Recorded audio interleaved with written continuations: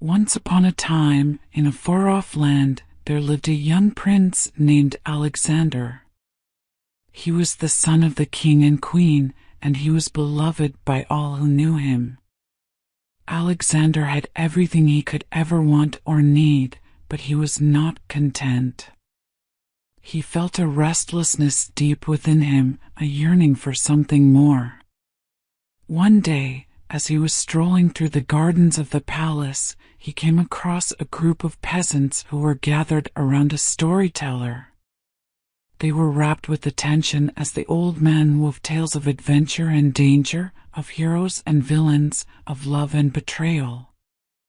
Alexander was fascinated, and he listened with rapt attention.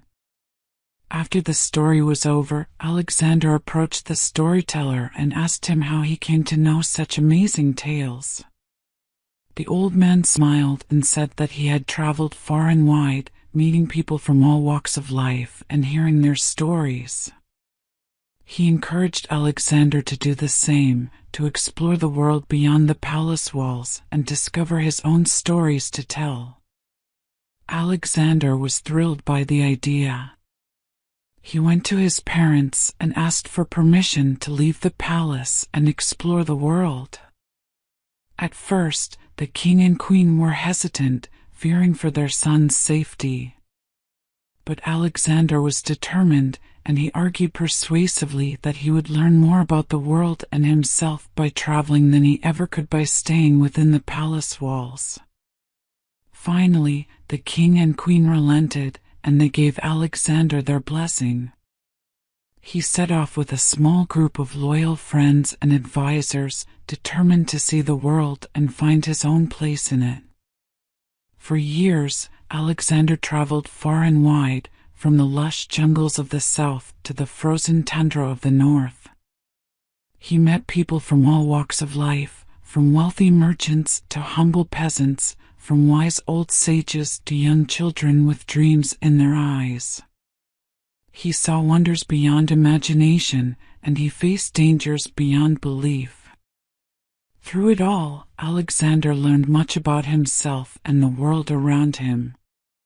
He discovered that he was not the center of the universe, but a small part of a vast and complex web of life. He saw that there were many ways of living and thinking, each with its own strengths and weaknesses. And he realized that he had a gift for storytelling, for weaving together the threads of people's lives into a tapestry of meaning and purpose. Finally, after many years of wandering, Alexander returned to his home. He was a changed man, no longer restless and uncertain, but confident and wise.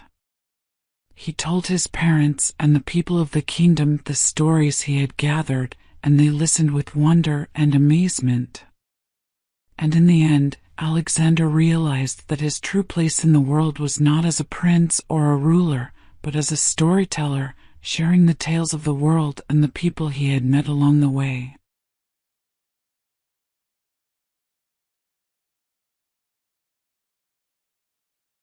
Once upon a time, in a small village nestled in the heart of a dense forest, there lived a young girl named Lily. She was a kind and gentle soul, loved by all who knew her. Lily lived with her grandmother in a small cottage, surrounded by lush greenery and a babbling brook that ran nearby. Lily's grandmother was a wise woman who had taught her many things over the years.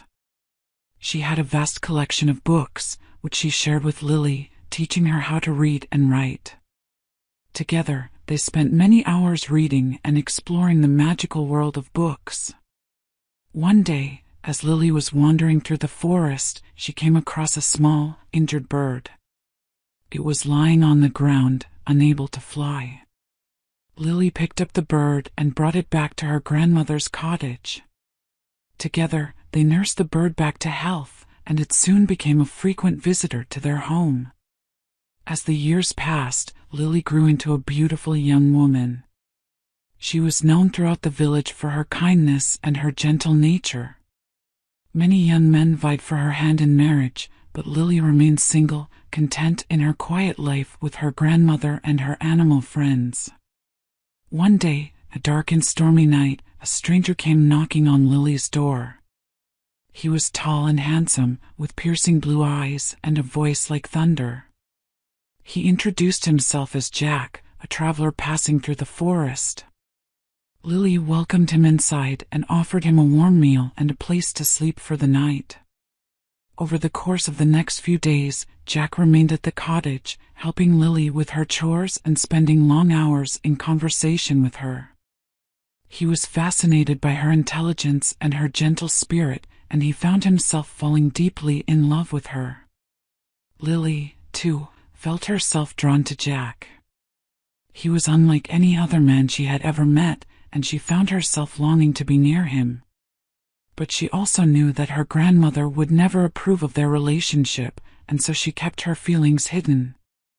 As the days turned into weeks, Jack prepared to leave the village and continue on his journey. Before he departed, he took Lily aside and confessed his love for her. Lily was overjoyed, but she also knew that their love could never be. She told Jack of her grandmother's disapproval and begged him to leave and forget about her. Jack was heartbroken, but he knew that Lily was right.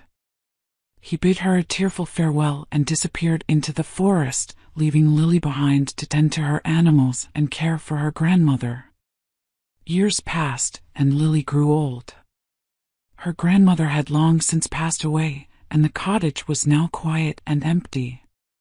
Lily often thought of Jack and wondered where he was and what he was doing. She regretted the choices she had made and wished she had followed her heart. One day, as Lily was walking through the forest, she came across a small, injured bird. It was lying on the ground, unable to fly.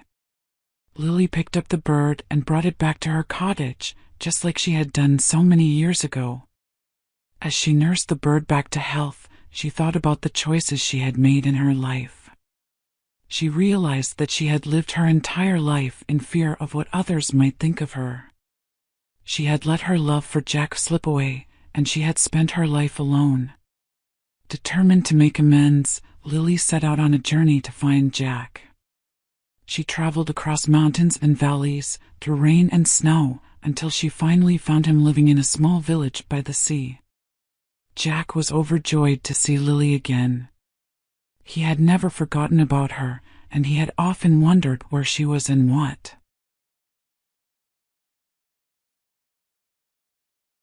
Once upon a time, in a far-off land, there was a kingdom ruled by a just and wise king named Marcus. King Marcus was loved by all of his subjects, for he always put the needs of the people first and worked tirelessly to ensure their safety and prosperity. One day, a terrible dragon appeared in the kingdom, wreaking havoc and causing destruction wherever it went. The people were terrified, for they had never seen a dragon before and had no idea how to defeat it. King Marcus knew that he had to act quickly to protect his people, so he summoned his bravest knights and sent them out to slay the dragon. The knights rode out on their horses, their swords drawn and their shields raised, ready to do battle with the fearsome dragon. But no matter how hard they fought, they could not seem to pierce its scales or inflict any serious harm upon it. The dragon breathed fire and unleashed its mighty claws, and the knights were forced to retreat back to the safety of the kingdom. King Marcus knew that he needed a new plan, so he turned to his wise advisor, a wise old wizard named Merlin. Merlin was renowned throughout the land for his great powers of magic, and King Marcus knew that he could rely on him to help defeat the dragon. Merlin thought for a moment and then suggested a new plan.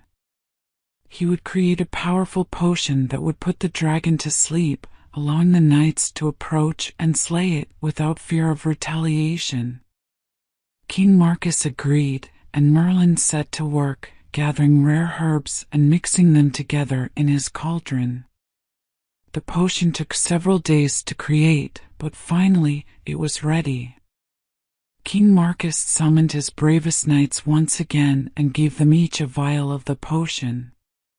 They rode out to face the dragon once more, their hearts pounding with fear and excitement. The dragon roared and breathed fire as the knights approached, but they remained steadfast, throwing their vials of potion at the dragon's feet. The dragon breathed in the fumes and soon began to feel drowsy, its eyes drooping and its movements slowing. The knights approached cautiously, their swords at the ready.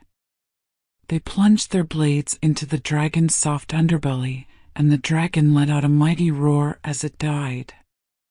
The kingdom rejoiced as news of the dragon's defeat spread throughout the land. King Marcus held a great feast to celebrate, and the knights were hailed as heroes for their bravery and determination. Merlin was also praised for his wisdom and his magical skills, and he became a beloved figure throughout the kingdom. In the years that followed, the kingdom prospered and grew strong. King Marcus continued to rule with wisdom and kindness, and his people knew that they were blessed to have such a great leader. And though other challenges would arise in the future, they knew that they could face them with courage and determination, just as they had faced the dragon. Once upon a time, in a land far, far away, there was a small kingdom nestled in the foothills of a great mountain range. The kingdom was ruled by a wise and just king named Edward, who was beloved by all his subjects. Edward had 2 children, a son named Prince William and a daughter named Princess Isabella. William was a handsome and brave young man, while Isabella was beautiful and intelligent, with a heart as pure as gold. As the children grew up, the king began to think about their future. He knew that one day William would inherit the throne, but he wanted to ensure that Isabella was taken care of as well.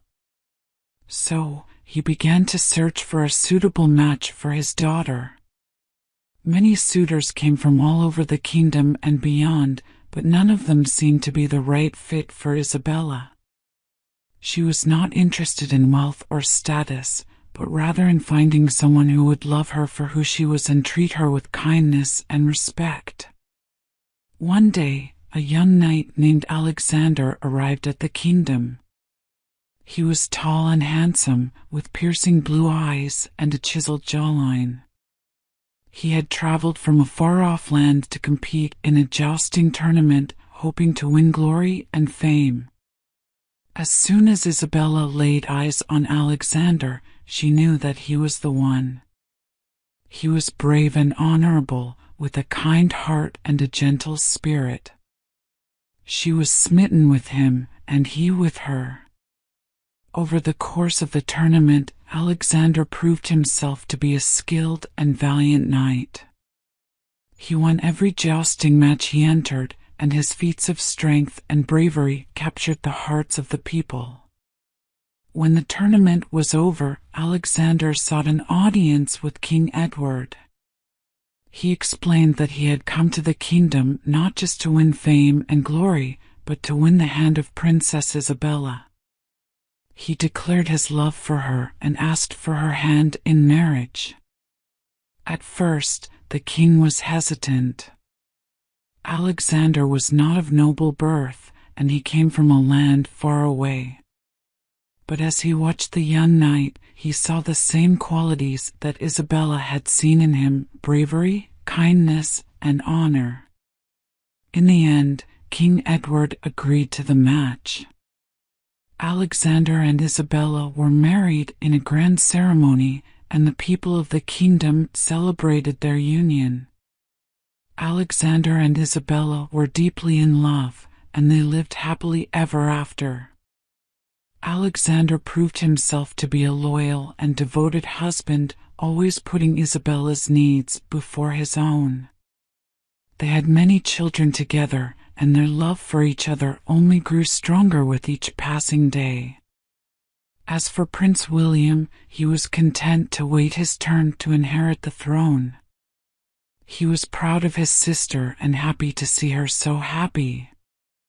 And when the time came for him to become king, he followed in his father's footsteps, ruling the kingdom with wisdom and justice, just as his father had done before him.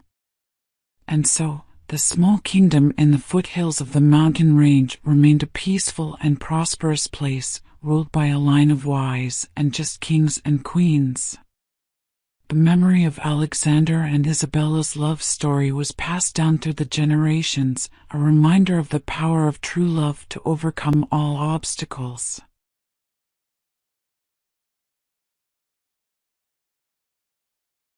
Once upon a time, in a land far, far away, there was a young girl named Lily.